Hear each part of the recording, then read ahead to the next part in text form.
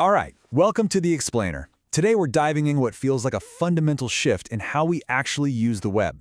This is a battle that isn't really about browser speed anymore, it's about browser intelligence.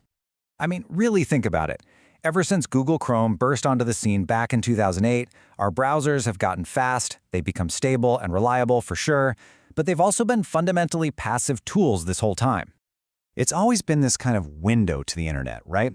It presents you with pages and links and all sorts of information, but you're always the one doing the heavy lifting. You're piecing together the research, you're filling out the forms, and you're connecting all the dots. But what if that whole relationship flipped? What if your browser became less of a passive window and more of an active assistant? Well, a new challenger is asking that exact question, and it's aiming to completely overturn this old way of doing things. So, to really get what's happening here, we first need to look at the world we all know so well, the long and super stable reign of the traditional browser. For well over a decade, Google Chrome has been the undisputed king of the hill. It was designed to be this minimalist, efficient vessel for Google's entire ecosystem. Its whole job is to get you to search, to click, and yeah, to see ads. It's a tool, a fantastic tool, don't get me wrong, but at the end of the day, it's just a tool. Now, let's meet the challenger. And this one doesn't just want to be a better tool. It's aiming to be a totally new kind of partner.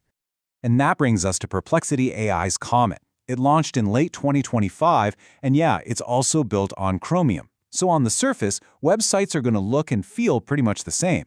But under the hood, its whole purpose is radically different. Comet isn't just about showing you pages. It's designed to read them, understand them, and then act on them for you. So this introduces a whole new category of software, the agentic browser.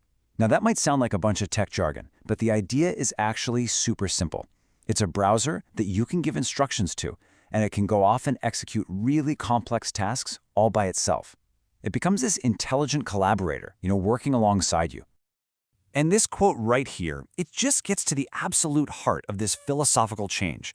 We are moving way beyond just finding information. The whole goal here is to give your browser a complex task and then just trust it to figure out all the little steps in between to get it done.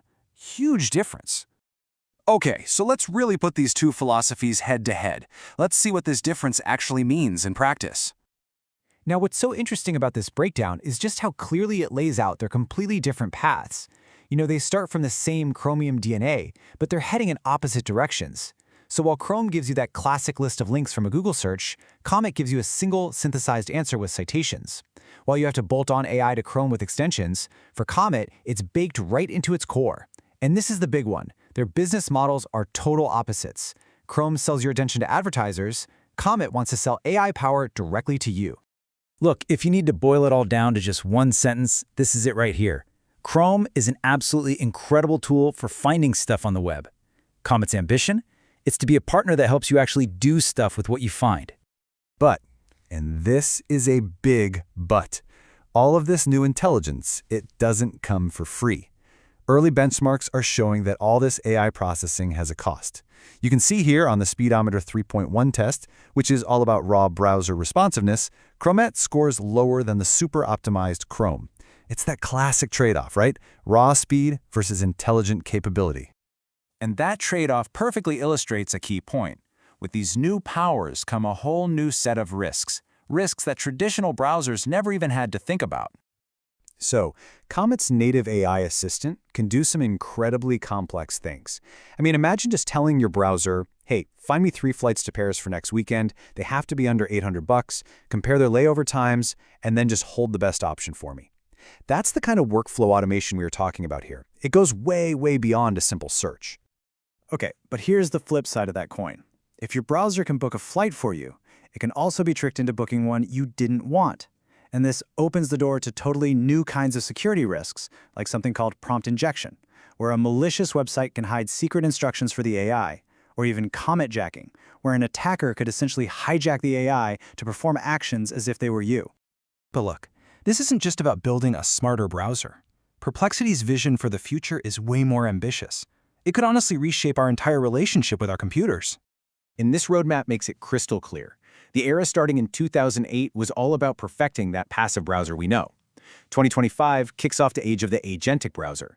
But the real end goal, the big vision for 2030, is to completely transform the browser into a cognitive operating system. The whole idea here is to create this seamless interface between what you want to do and the digital tools that actually do it. We're talking about a future where the lines between typing a search, clicking a button, and just having a goal all start to blur together. I love this quote. One tech analyst just summed it up perfectly with this analogy. Chrome is like a Ferrari with a map. Incredibly powerful, super fast, but you are the expert driver who has to navigate.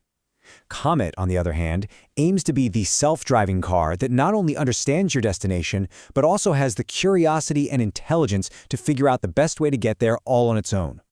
And all of this leaves us with a really provocative thought. The era of the static, passive browser, it's clearly coming to an end.